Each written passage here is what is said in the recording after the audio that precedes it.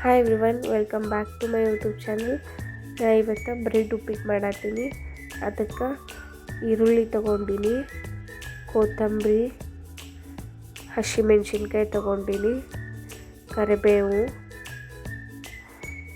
Butter ತೊಗೊಂಡಿನಿ, 2 spoon ಹಾಲು ತೊಗೊಂಡಿನಿ. ಲಾಸ್ಟಿಗೆ ಬ್ರೆಡ್ ಕಟ್ ಮಾಡಿ ಇಟ್ಕೊಂಡಿನಿ.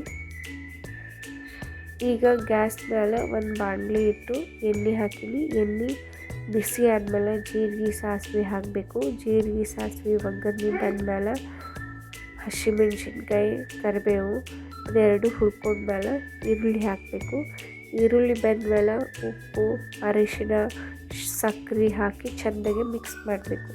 ಮಾಡಿದ್ಮೇಲೆ ಈಗ ಬ್ರೆಡ್ ಕಟ್ ಮಾಡಿ ಇಟ್ಕೊಂಡಿರ್ತೀವಲ್ಲ ಅದನ್ನು ಹಾಕಬೇಕು. ಆಮೇಲೆ ಬಟರ, ಹಾಲು ಹಾಕಿ ಚೆಂದಾಗಿ ಮಿಕ್ಸ್ ಮಾಡಬೇಕು. ಮಿಕ್ಸ್ ಆದಮೇಲೆ ನಿಮ್ಗೆ ಬೇಕಂದ್ರೆ ಶೇಂಗಾ ಪುಡಿ ಹಾಕೋಬಹುದು, ಇಲ್ಲಾಂದರೆ ಬಿಡಬಹುದು. ಲಾಸ್ಟಿಗೆ ಕೊತ್ತಂಬರಿ ಉದುರಿಸಿದ್ರೆ ಬ್ರೆಡ್ ಉಪ್ಪಿಟ್ಟು ರೆಡಿ.